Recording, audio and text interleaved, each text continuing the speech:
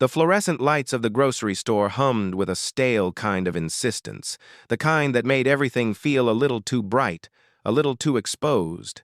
They cast thin, unforgiving shadows over shoppers with tired faces, people rushing through aisles with coupons folded in their palms, parents muttering to restless children, workers making their mental lists of bills, deadlines, and burdens. It was the kind of everyday chaos Michael Chen used to pass through without thinking. Now it felt like the whole world was watching him struggle. He stood in the checkout line with his 2-year-old daughter, Lily, balanced on his hip. She clutched her stuffed giraffe, frayed from constant squeezing and love, its stitched smile crooked from years of being dragged everywhere. She had been fussy all afternoon, and Michael knew why. They were down to their last diapers. He had counted them that morning, too. 2 diapers left, and his bank account was barely staying above zero. At 32. Michael had imagined his life differently. He'd imagined himself moving up in his architectural firm, building the kind of career that would someday give his family stability. He had imagined coming home to his wife, Sarah, and their baby girl, maybe with dinner cooking, music playing, laughter bouncing around the walls. He had imagined decades of small moments strung together like lights on a Christmas tree. And then, at 6:14 p.m., on a rainy Thursday night, a single phone call had stolen everything. Sarah had been driving home from her sister's house.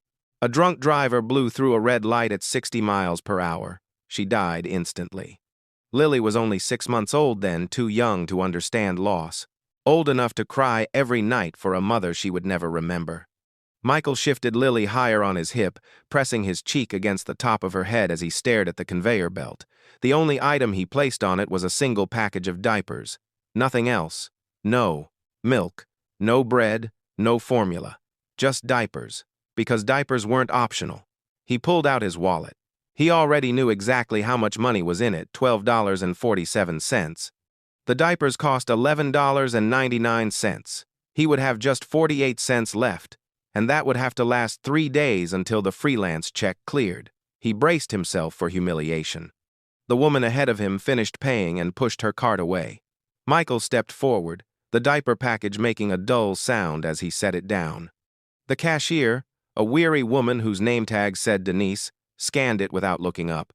$11.99, she said, monotone, as though announcing his defeat. Michael drew a breath and began counting his money.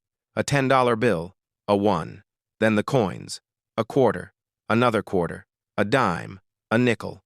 His face warmed, embarrassment prickling up his neck as he sensed the impatience behind him. Someone shifted their weight. Someone exhaled sharply. Lily squirmed in his arms, restless. "Dad, I need giraffe," she whimpered, and the stuffed animal slipped from her fingers, falling to the floor.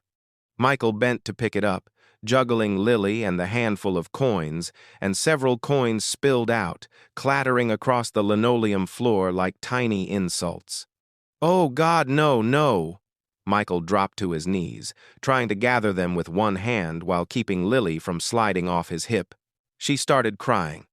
Loud, hiccuping sobs that echoed louder than the grocery store speakers playing soft pop music. A man behind him muttered, "Seriously? Come on." "I'm so sorry," Michael said automatically. "Just 1 second, I've almost—" His throat tightened. Every time he tried to gather the coins, another one rolled away from him. He could feel it, the shame, the exhaustion, the bone-deep humiliation gathering in his chest like a tidal wave. And then, a soft voice cut through the noise. "Here, let me help." He stopped. Looked up. A woman knelt beside him, sweeping the stray. Coins into her palm. She was maybe in her early 30s. Light brown hair tied neatly back. Cream-colored blazer, tailored pants, heels that suggested she didn't do a lot of kneeling on grocery store floors.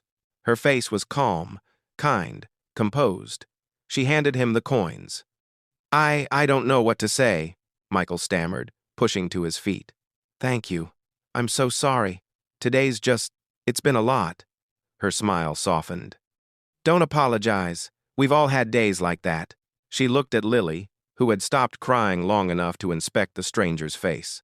"She's beautiful," the woman said warmly. "How old?" "2." Michael said, wiping Lily's cheeks gently. Her name's Lily. She's precious. Michael turned back to the cashier, his hands trembling as he finished counting out the $11.99 exactly. The cashier took her time counting it, her expression unreadable.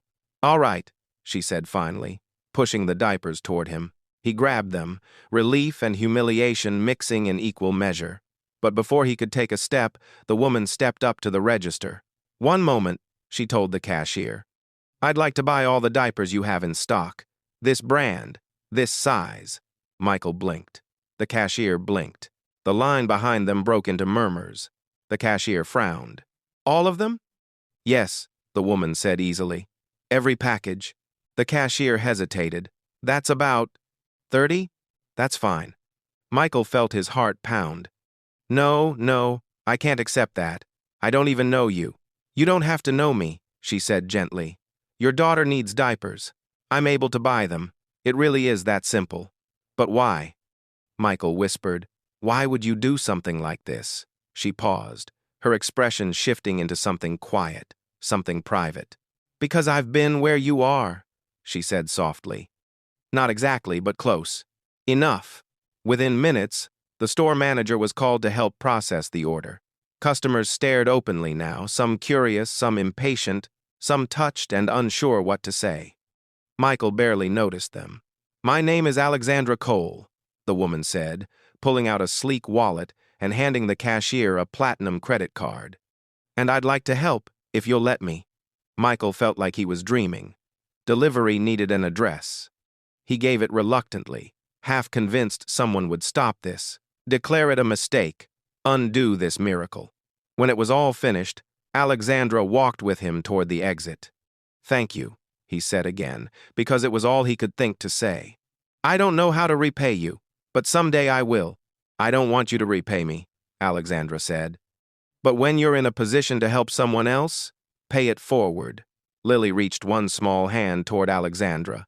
Pretty lady, she said, shyly. Alexandra touched her hand gently. You're the pretty one, sweetheart. Take good care of your daddy.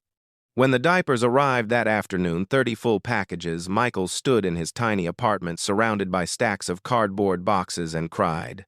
Not quiet tears, years of exhaustion, fear, grief, and hopelessness pouring out of him at once. He sank to the floor, Lily crawling into his lap, patting his cheek as if she somehow understood.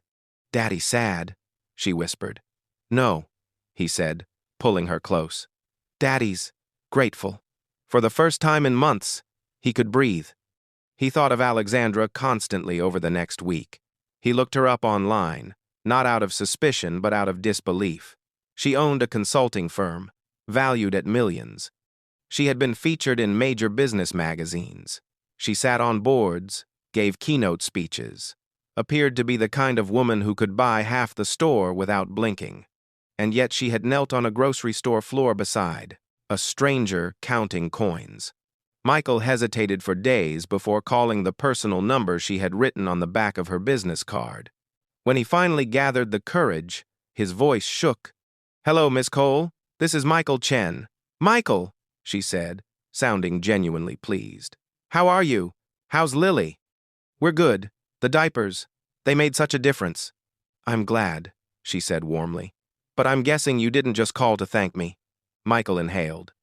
You said to call if I needed anything, and I hate asking. I really do, but I'm trying to build my freelance architectural work. Do you know anyone who might need drafting services?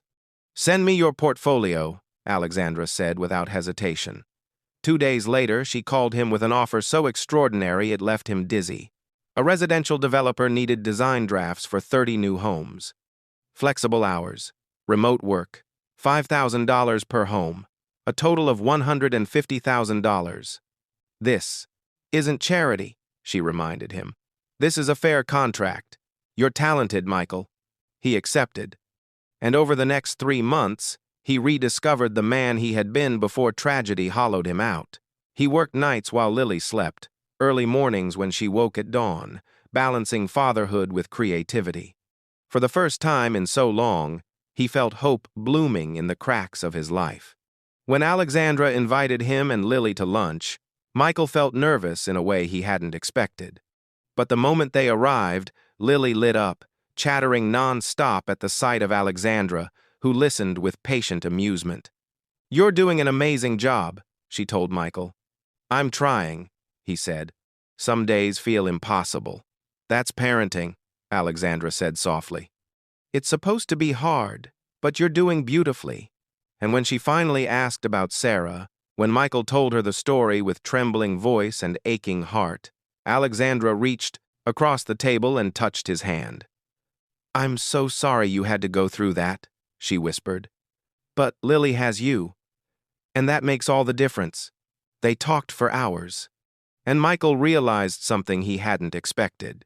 He enjoyed Alexandra's company, more than enjoyed it. He felt safe with her, seen. When she suggested seeing each other again as friends, or maybe more, if you want, Michael found himself saying yes, quietly, cautiously. "Slow," he said. "I need slow." "Slow is perfect," Alexandra said. They built something gentle over the next year. Coffee dates, quiet dinners, walks in the park with Lily skipping between them. Alexandra never rushed him, never pushed him further than he was ready to go. And slowly, carefully, he began falling in love again, a different love. A love rebuilt after loss, shaped by resilience and shared understanding, a love he hadn't thought he'd ever feel again. 1 year after the grocery store incident, Michael brought Alexandra back to that same aisle. Lily was now 3, and proudly announcing she was a big girl now, no diapers. Michael knelt on the linoleum floor as shoppers passed with confused glances. "Alexandra Cole," he said, pulling out a ring he had saved months for. "You saw me at my lowest and never looked away. You changed my life. You believed in me. You loved me. Will you marry me?" She laughed and cried at the same time. "You're proposing in a grocery store?" "It seemed appropriate," he said, smiling. "This is where everything changed." "Yes," she said through tears. "Of course, yes." 6 months later, they married. Lily, the proudest flower girl in history, scattered petals with fierce determination. Alexandra's grown daughter stood beside her, smiling with understanding and acceptance. During their vows, Michael said, "I was counting pennies in a checkout line, broken and certain my life was falling apart. And then you appeared like an angel and showed me that kindness still exists."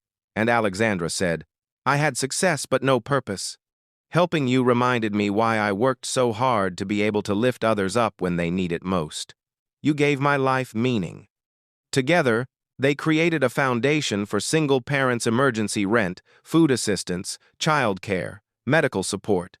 Their mission statement was simple: everyone needs help sometimes. There is no shame in receiving it, only in refusing to give it. When they retold their love story years later, Michael would always say, "I was counting change," and Alexandra would smile and add, "And I was counting my blessings," because the moment she helped him buy diapers had changed everything. He had been counting his last dollar. She had made sure it wasn't his last chance. And that made all the difference in the world.